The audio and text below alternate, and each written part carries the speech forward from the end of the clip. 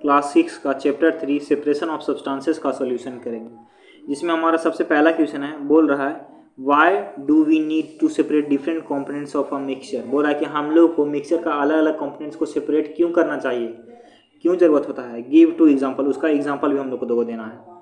बोल रहा है कि we need to separate different components of a mixture because of the flowing reason.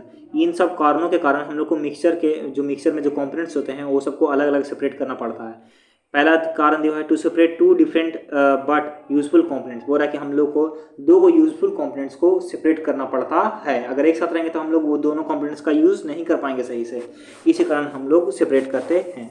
फिर बोल रहा है जो हमारा अगला पॉइंट है to remove non useful components, और जो नॉन यूजफुल कंपोनेंट्स होते हैं मिक्सचर में उसको रिमूव करने के लिए हम लोग सेपरेशन करते हैं।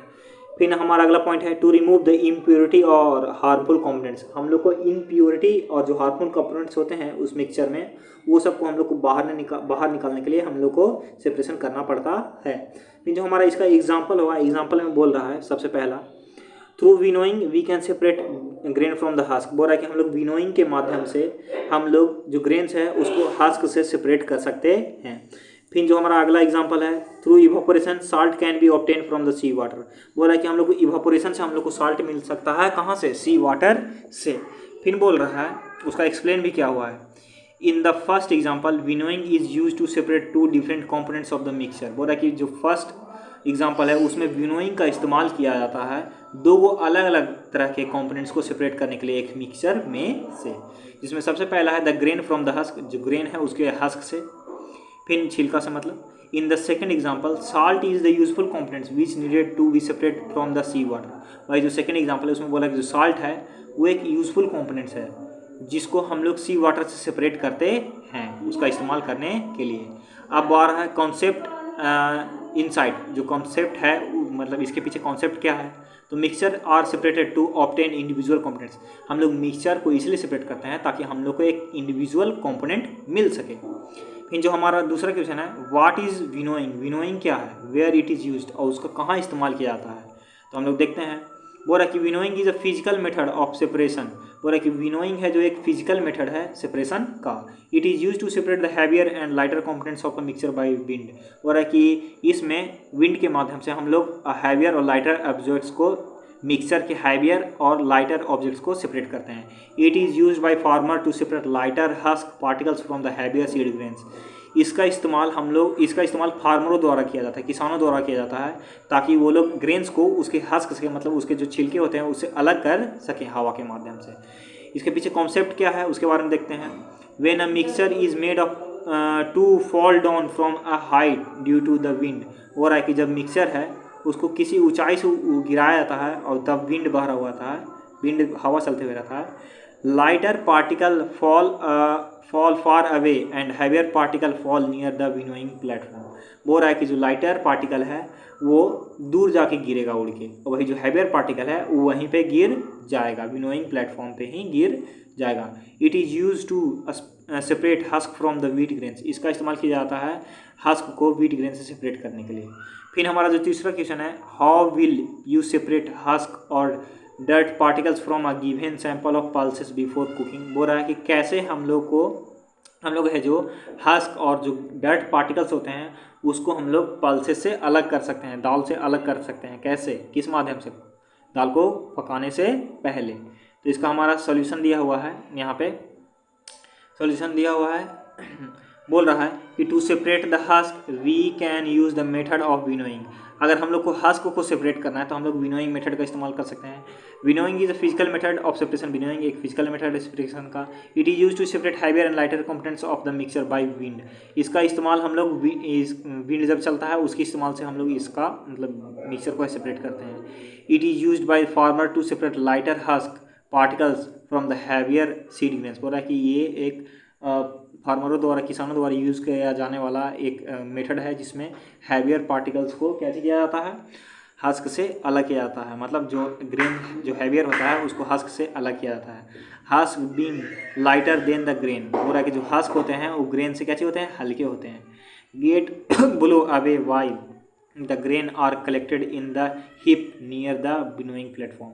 बोल रहा है कि जो हस्क होते हैं वो हल्का होने के कारण, हवा चलने के कारण उड़ के दूर गिर जाते हैं, लेकिन वही जो हमारा ग्रेन्स होता है वो भारी होने के कारण विनोइंग प्लेटफॉर्म पे ही गिर जाता है। फिर बोल रहा है from the separation of dirt particles for the separation of dirt particles and any left over husk from a given sample of pulses before cooking, the method of separation is called sedimentation is done।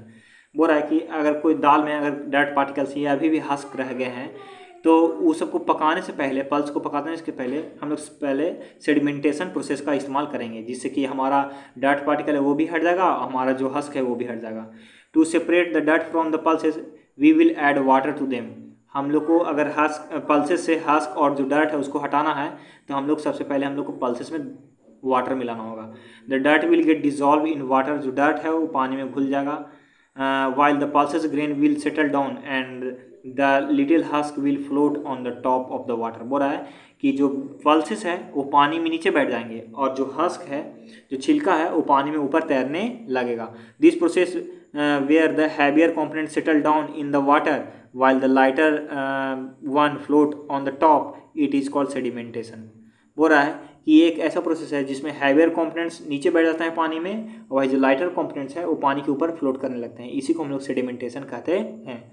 In the next step the water with the impurity, the dust particle and the husk can be removed by the decantation. अगले process में जो impurities होते हैं और जो dust particles होते हैं और जो हस्क होता है उसको हम लोग डिकेंटेशन के माध्यम से हटा देते हैं। और इसके पीछे कॉन्सेप्ट क्या होता है, मतलब क्यों हम लोग ऐसा करते हैं और इसके पीछे कॉन्सेप्ट क्या है। Husk being light in weight, जो हस्क होता है वो वजन में हल्का होता है, and removed by the winnowing, और विनोइंग के माध्यम से हटाया जा सकता है। And the dust is soluble in water, और जो डस्ट होता है वो वाटर में सॉल्यूबल होता है। So it can be separated bye decantation, इसी कारण इसको हम लोग डिकेंटेशन से सेपरेट कर सकते हैं। फिर जो हमारा अगला क्वेश्चन है, व्हाट इज स्लीविंग, सीविंग। वह बोल रहा है कि what is sieving, where it is used, और कहाँ इसका इस्तेमाल होता है। तो बोल रहा है sieving is a process through which dirt, impurity and bran present in the grains and pulses are removed with the help of the sieves. बोल रहा है कि सीविंग एक ऐसा प्रोसेस है जिसमें जो डर्ट इम्प्योरिटीज़ होते हैं और ब्रेन प्रेजेंट जो होते हैं, मतलब वही जो छिलके उलके होते हैं, इम्प्योरिटीज़ जैसे कि मिट्टी उट्टी होता है, उसको हम लोग पल्सेस से या ग्रेन्स से कैसे अलग करते हैं, तो सीविंग के मदद से अलग करते हैं, जिसको हम लोग सीव भी कहते हैं। In this method fine particles passes through a hole of sieves which while the bigger particles remain on the sieves। बोल रहा है कि जो फाइन पार्टिकल्स होते हैं सीव के माध्यम से हम लोग इम्प्योरिटीज, इसमें क्या होता है कि जो कुछ छोटे छोटे छेद बने हुए रहते हैं, उससे जो स्मॉलर पार्टिकल्स होते हैं, जो छोटे छोटे पार्टिकल्स होते हैं, फाइन पार्टिकल्स, वो उस होल से नीचे गिर जाते हैं और वही जो बड़े पार्टिकल्स हैं उस सीव्स में अटक के रह जाते हैं। It is use at home in flour mills and the construction sites where the sieving is done to separate stones and pebbles from the sand। बोल रहा है कि इसका इस्तेमाल हम लोग घर में करते हैं आटा को चालने के लिए, और कंस्ट्रक्शन साइट में जहाँ पे बालू से बड़े बड़े स्टोन्स को या पेबल्स को हटाया जाता है। इसका कॉन्सेप्ट कैसा है, कैसे ये काम करता है, कैसे वर्क करता है, उसके बारे में हम लोग देखते हैं। Stones and brains can not be separated by the sedimentation और winnowing, so they are separated by the sieving. बोल रहा है कि जो स्टोन्स होते हैं और जो पेबल्स होते हैं और या फिर जो ब्रेन्स होते हैं, ये सबको हम लोग विनोइंग या सेडिमेंटेशन के माध्यम से सेपरेट नहीं कर सकते हैं, ये सबको हम लोग सीविंग के माध्यम से सेपरेट कर सकते हैं। फिर जो हमारा अगला क्वेश्चन है, how will you separate sand and water from the their mixture. बोला कि जो अगला क्वेश्चन है वो बोल रहा है कि कैसे हम लोग सैंड और वाटर को, सैंड और वाटर का जो मिक्सचर है उसको कैसे सेपरेट कर सकते हैं। We can separate a mixture of sand and water by. बोल रहा है कि हम लोग सैंड और मिक्सचर का सैंड और वाटर का जो मिक्सचर है उसको कैसे सेपरेट कर सकते हैं, तो यहाँ पे सोल्यूशन बताया हुआ है। सेडिमेंटेशन एंड डिकेंटेशन करके पहला, और दूसरा फिल्ट्रेशन करके। Sand is insoluble in water and being heavy. बोल रहा है कि जो सैंड है वो पानी में इनसॉल्युबल होता है और भारी होता है। It settle down in the beaker, वो बेकर में नीचे की ओर बैठ जाएगा। It can then be separated by the sedimentation and decantation. उसके बाद इसको हम लोग सैंड को आसानी से सेपरेट कर सकते हैं वाटर से, कैसे, सेडिमेंटेशन और डिकेंटेशन से। Also sand particles are big so they do not pass through a cotton cloth, hence. बोल रहा है कि जो सैंड पार्टिकल्स होता है वो बड़ा होता है, जिसके कारण वो कॉटन क्लॉथ के अंदर से पास नहीं हो पाएगा। And sand water can also be separated by the filtration, और सैंड और जो वाटर है उसको हम लोग फिल्ट्रेशन से भी सेपरेट कर सकते हैं। बोल रहा है filtration is the method to separate the solid particles from the liquid using a membrane through which only the fluid can flow. बोल रहा है कि जो फिल्ट्रेशन है वो एक ऐसा मेथड होता है जिसको में सॉलिड पार्टिकल्स को लिक्विड से सेपरेट किया जाता है एक मेम्ब्रेन के थ्रू, जिससे कि सिर्फ लिक्विड ही फ्लो हो सकता है। इसके पीछे कॉन्सेप्ट क्या है, कैसे वर्क करता है। Sand is insoluble in water and being heavy. बोल रहा है कि जो सैंड है इनसॉल्युबल है वाटर में और हैवी है। It settle down in the baker thus it can be separated by the sedimentation and decantation. बोल रहा है कि और जो सैंड है वो नीचे पानी में बैठ जाएगा, बेकर में नीचे बैठ जाएगा, और इसके माध्यम से हम लोग सैंड और वाटर को अलग कर सकते हैं सेडिमेंटेशन और डिकेंटेशन के। Also sand particles is bigger so they do not pass through a cotton cloth hence and water can be also be separated by filtration. बोल रहा है कि वही जो सैंड पार्टिकल्स होते हैं वो थोड़े बड़े होते हैं जो कि कॉटन क्लॉथ के अंदर से पास नहीं हो पाएंगे, और इससे ही हम लोग वाटर को सेपरेट कर सकते हैं सैंड से बाई फिल्ट्रेशन। फिर हमारा जो छठा क्वेश्चन है वो बोल रहा है it possible to separate sugar mixer with wheat flour. बोल रहा है कि अगर ये क्या पॉसिबल है कि शुगर मिक्सर है उसको हम लोग व्हीट फ्लोर से सेपरेट कर सकते हैं। If yes how will you do it. अगर हाँ तो कैसे आप लोग करोगे। बोल रहा है कि yes it is possible to separate a mixer of sugar and the wheat flour. बोल रहा है कि हाँ ये पॉसिबल है शुगर और व्हीट फ्लोर को मिक्सर के सेपरेट करना। This can be done by the process of sieving. इसको भी हम लोग सीविंग के माध्यम से करेंगे। If the mixer of sugar and the water flow wheat flour is allowed to pass through the sieve then the fine wheat flour particles would pass through the sieve. The sugar particles which is bigger than the sieves holes would be written by the sieves. बोल रहा है कि वही जो सीव और जो sugar particles है और जो व्हीट फ्लोर है ये सब मिक्सर है, और ये सबको हम लोग सेपरेट कर सकते हैं सीव के माध्यम से। अगर हम लोग सीव में ये मिक्सर को डालेंगे तो जो सीव का जो होल्स है उससे जो व्हीट का जो फाइन फ्लोर है, मतलब जो फाइन पार्टिकल्स है व्हीट का वो पास हो जाएगा, फ्लोर का जो फाइन पार्टिकल्स है वो पास हो जाएगा। लेकिन जो हमारा शुगर है वो बिगर पार्टिकल्स है, उसका बिगर पार्टिकल्स होगा तो वो पास नहीं हो पाएगा और वो ऊपर ही रह जाएगा। फिर जो हमारा सातवां क्वेश्चन है how would you obtain clear water from the SAMP of muddy water. बोल रहा है कि हम लोग को कैसे क्लियर वाटर मिल सकता है, कैसे हम लोग क्लियर वाटर ले सकते हैं एक गंदा मडी वाटर में से। बोल रहा है कि clear water can be obtain from a SAMP of muddy water by the method of filtration. बोल रहा है कि जो क्लियर वाटर है उसको हम लोग मडी वाटर से ऐसे ले सकते हैं किसके माध्यम से, फिल्ट्रेशन के माध्यम से, फिल्टर करके। इन this method the SAMP of muddy water is pass through a cloth having fine pores और थ्रू अ फिल्टर पेपर। बोल रहा है कि इस मेथड में जो गंदा पानी है जो मडी वाटर है उसको एक क्लॉथ से पास किया जाएगा, एक बहुत ही पतले क्लॉथ से, फाइन क्लॉथ से, जिससे नहीं तो फिर एक फिल्टर पेपर से पास किया जाएगा। Clear water will be pass through the filtering medium, और जो क्लियर वाटर है वो फिल्टरिंग मीडियम से पास हो जाएगा लिविंग बिहाइंड द मड, और ऊपर में मड रह जाएगा, पीछे में मड रह जाएगा। फिर जो हमारा आठवां क्वेश्चन है फिल अप द ब्लैंक। यहाँ पे हम लोग को फिल इन द ब्लैंक्स दिया है उसको हम लोग को भरना है। The method of separating seed of paddy from it stalk is called. बोल रहा है कि जो पैडी का जो सीड है उसको उसके स्टाल्क से सेपरेट करते हैं उसको हम लोग क्या कहते हैं, तो उसको हम लोग कहते हैं थ्रेसिंग। क्या कहते हैं हम लोग, threshing. The method of separating seed of paddy from its stalk is called threshing. बोल रहा है कि जो पैडी है उसको उसके स्टाल्क से जो सेपरेट करते हैं हम लोग उसको हम लोग थ्रेसिंग कहते हैं उस मेथड को। फिर बोल रहा है उसके बाद कि when milk cools after boiling it pour onto a piece of cloth, the cream is left behind on it. This process of separating cream from the milk as an example. बोल रहा है कि जब मिल्क है उसको ठंडा कर दिया जाता है बॉयल गर्म करने के बाद, कोल्ड आफ्टर बॉइलिंग, गर्म करने के बाद ठंडा किया जाता है, और उसके बाद उसको एक कपड़े से पास किया जाता है। तो कपड़ा के ऊपर में जो मिल्क तो पास हो जाता है लेकिन जो कपड़ा के ऊपर में है वो कुछ क्रीम टाइप रह जाता है। और इसी प्रोसेस को, ये जो प्रोसेस है मिल्क को और क्रीम को सेपरेट करना, इस प्रोसेस को हम लोग क्या कहते हैं, ये मतलब ये किसका एग्जाम्पल है, तो ये हमारा फिल्ट्रेशन का एग्जाम्पल है। क्या चीज़ का एग्जाम्पल है, फिल्ट्रेशन का। फिर जो हमारा अगला क्वेश्चन है salt is obtain from the sea water by the process of. जो साल्ट है वो हम लोग को सी वाटर से किस प्रोसेस से मिलता है, तो वो हम लोग को मिलता है इवापोरेशन से। किस प्रोसेस से, इवापोरेशन से। फिर जो हमारा अगला क्वेश्चन है बोल रहा है impurity settled at the bottom when the muddy water was kept overnight in a bucket। बोल रहा है कि जो इम्प्योरिटीज़ हैं वो बोतल में नीचे की ओर बैठ जाते हैं या फिर मडी वाटर में नीचे की ओर बैठ जाते हैं जब उसको रात भर के लिए छोड़ दिया जाता है तब। The clear water was then poured off from the top. जो क्लियर वाटर है उसको फिर क्या कर लिया जाता है, उसको फिर ऊपर से बाहर निकाल लिया जाता है। The process of separation used in this example is, बोला कि इस प्रोसेस में जो सेपरेशन का तरीका यूज हुआ उसको हम लोग क्या कहेंगे, तो वो हमारा होगा कौन सा, तो वो हमारा होगा सेडिमेंटेशन और डिकेंटेशन। सेडिमेंटेशन और डिकेंटेशन के माध्यम से ही मडी वाटर को, जो कि हम लोग रात भर छोड़ देंगे, तो उससे हम लोग सेपरेट कर सकते हैं। फिर हमारा बोल रहा है ट्रू और फॉल्स, हमारा 9वां क्वेश्चन है।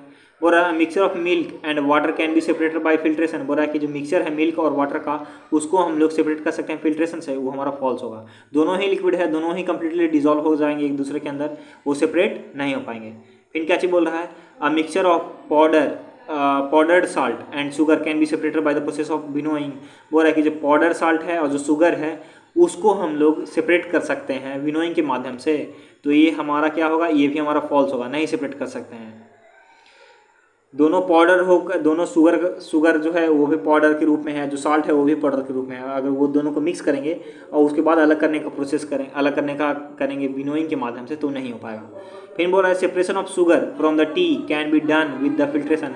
बोल रहा है कि जो शुगर का जो सेपरेशन है वो टी से हम लोग फिल्ट्रेशन के माध्यम से कर सकते हैं, चाय से फिल्ट्रेशन के माध्यम से कर सकते हैं, तो ये हमारा क्या होगा, ये भी फॉल्स होगा, हम लोग नहीं कर सकते हैं। एक बार जो टी में शुगर डिजॉल्व हो गया तो डिजॉल्व हो जाएगा, वो फिर सेपरेट नहीं किया जा सकता है। फिर बोल रहा है grain and husk can be separated with the process of decantation. बोल रहा है ग्रेन और जो हस्क है उसको हम लोग डिकेंटेशन के माध्यम से सेपरेट कर सकते हैं, तो हम लोग देखते हैं। तो यहाँ पे हमारा क्या होगा, ये भी हमारा फॉल्स होगा। यहाँ पे जो हमारा चारों आंसर आया वो चारों क्या है, फॉल्स होगा, नहीं हम लोग सेपरेट नहीं कर सकते हैं।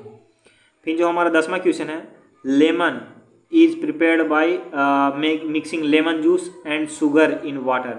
लेमन जो कि किसके द्वारा, एक मिक्सचर है जो कि किसके द्वारा बनाया जाता है, लेमन और शुगर द्वारा बनाया जाता है और वाटर द्वारा। फिर क्या चीज़ हो रहा है, you wish to add ice to cool it, उसमें तुम बर्फ़ मिलाना चाहोगे ताकि उसको ठंडा कर सके। Should you add ice to the lemon before or after dissolving sugar. क्या तुम्हें लेमन को ऐड करना चाहिए, शुड यू ऐड आइस, क्या हम लोगों को लेमन में आइस डालना चाहिए वाटर शुगर डिजॉल्व करने से पहले या करने के बाद। In which case would it possible to dissolve more sugar. बताओ कौन से केस में हम लोग ज़्यादा शुगर को डिजॉल्व कर पाएंगे। तो यहाँ पर बोल रहा है we should add ice after dissolving sugar because the dissolving power of water decreases with decreasing in temperature. बोल रहा है कि हम लोग हैं जो शुगर को पहले डिजॉल्व करेंगे, किसके डिजॉल्व करने से पहले, आइस को मिलाने से पहले शुगर को पहले हम लोग डिजॉल्व करेंगे, क्योंकि हम लोग को पता है कि जैसे जैसे वाटर का टेम्परेचर कम होगा उसका डिजॉल्विंग पावर भी धीरे धीरे कमते जाएगा। So if we add ice before dissolving sugar less amount of sugar will be get dissolve. अगर हम लोग को आइस के डिजॉल्व करने से पहले अगर हम शुगर को डिजॉल्व नहीं करेंगे तो जो वाटर है उसमें कम मात्रा में शुगर डिजॉल्व होगा। अब इसके पीछे कॉन्सेप्ट क्या है, dissolving power of water increases with the temperature and vice versa. बोल रहा है कि जो डिजॉल्विंग पावर है वाटर का वो इंक्रीज होता है, कैसे, जैसे जैसे टेम्परेचर बढ़ता है, और जैसे जैसे टेम्परेचर घटता है वैसे वैसे उसका डिजॉल्विंग पावर भी खत्म होता है। तो आज का हमारा इस चैप्टर का जो सोल्यूशन था ये भी हमारा खत्म हो गया। ये हमारा थोड़ा चैप्टर का जो सोल्यूशन था ये थोड़ा बड़ा था, तो आप लोगों को समझ में आया हो